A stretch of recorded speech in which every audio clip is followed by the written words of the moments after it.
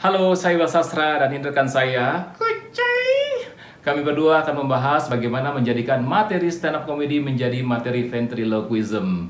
Nah, bagi yang pernah nonton Jeff Dunham seringkali memainkan materi-materi dalam penampilannya sebagai seorang ventriloquist yang polanya sama dengan materi stand up comedy. Kenapa demikian? Ya, karena Jeff Dunham selain seorang ventriloquist, dia juga seorang stand up comedian. Nah, biasanya sebelum tampil bersama dengan bonekanya dalam berbagai show-nya atau berbagai turnya, Jeff Dunham 10 atau hingga 15 menit pertama itu biasanya tampil dulu seorang diri, membawakan materi-materi stand up comedy. Setelah itu baru dia mengeluarkan bonekanya satu persatu. Nah, untuk bisa menjadikan materi stand up comedy menjadi materi ventriloquism, maka yang pertama tentu yang harus diketahui adalah cara membuat materi stand up komedi. Pasti di YouTube, kalau kita googling, sudah banyak sekali ya cara untuk membuat materi stand up komedi. Itu udah banyak sekali. Materi stand up komedi itu terdiri dari setup dan punchline. Nah, sudah setup itulah bagian yang tidak lucunya, secara sederhananya gitu ya. Keterangan bagian yang tidak lucunya, punchline itu adalah bagian yang lucunya. Jadi setup itu sebagai pengantar kepada nanti bagian yang lucunya. Nah, bagian lucu itu disebut dengan punchline. Nah, kedua ini menjadi penting. Jadi walaupun setup bukan adalah bagian yang tidak lucunya, tapi kita juga harus bisa mencari setup yang bisa dibikin menjadi lucu. Nah, karena apa? Karena setupnya itu misalnya rumit, kita juga bingung misalnya gitu. Ini lucunya di mana kira-kira? Tapi ada setup-setup yang sangat mudah mengolahnya menjadi sebuah materi yang lucu, tinggal kita kasih punchline-nya. Nah, untuk bisa menemukan setup, maka kita perlu melakukan sebuah dengan observasi, bisa juga research, pengamatan, kita lihat. Sebagai contoh adalah saya akan memberikan contoh seperti ini. Misalnya kita melihat binatang ya. Kalau kita melihat binatang, kan binatang itu memiliki keunikannya masing-masing. Misalnya kita lihat yang unik itu kayak landak. Ya, kenapa unik ya? Karena di sekujur tubuhnya itu banyak sekali duri, ya, banyak sekali duri. Nah, kalau kita melihat sekilas duri ini kan bisa juga seperti jarum. Nah, selain landak ada nggak makhluk hidup yang tubuhnya juga ditumbuhi oleh duri? Nah, gitu ya. Adanya buah durian. Ada juga yang manusia kalau lagi akupuntur badannya penuh dengan jarum gitu ya. Nah, ini bisa kita asosiasikan. Oh, landak ini, duri yang ada di badannya itu adalah jarum akupuntur. Nah, ini observasi kita. Ini udah bisa menjadi sebuah topik gagasan dalam membuat naskah. Nah, kenapa orang akupuntur? Ya banyak, pingin langsing, pingin sehat, berbagai macam. Maka kemudian kita bisa membuat setup-nya seperti ini. Menurut saya, binatang yang paling sehat itu adalah landak. Ini setup ya. Nah, setup kita. Kata-kata sehat ini muncul setelah kita melakukan pengamatan terhadap landak ya, dengan tubuhnya penuh dengan tadi itu duri ya. Kemudian orang kan akan nanya, oh kenapa ya kira-kira ya? Kok ini komediannya mengatakan binatang yang paling sehat itu adalah landak ya. Menurut saya, binatang yang paling sehat itu adalah landak. Karena, nah kita masuk ke punchline. Karena, ini punchline ya, karena rajin akupuntur. Menurut saya, landak adalah binatang yang paling sehat karena rajin akupuntur.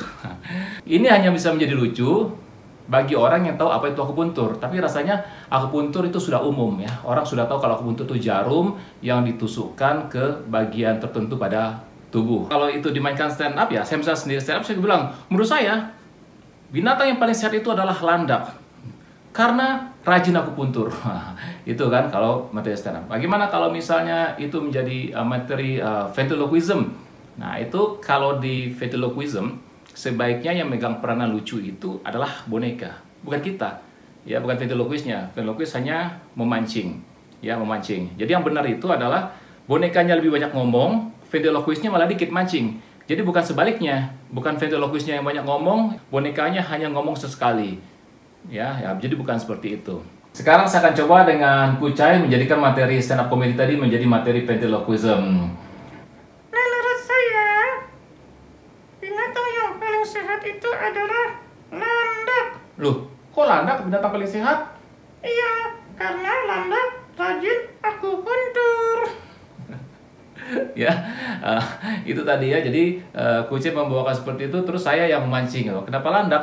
Nah, bisa juga format tadi kita jadikan seperti format tebak-tebakan. Yuk, Kucai, kita mulai. Binatang apa yang paling sehat di dunia? Oh, binatang apa paling sehat di dunia? Oh, singa. Salah. Oh, singa dong. Kan singa suka makan daging. Salah. Jadi apa dong? Binatang paling sehat di dunia apa? Binatang yang paling sehat di dunia adalah landak. Loh, landak. Kok landak?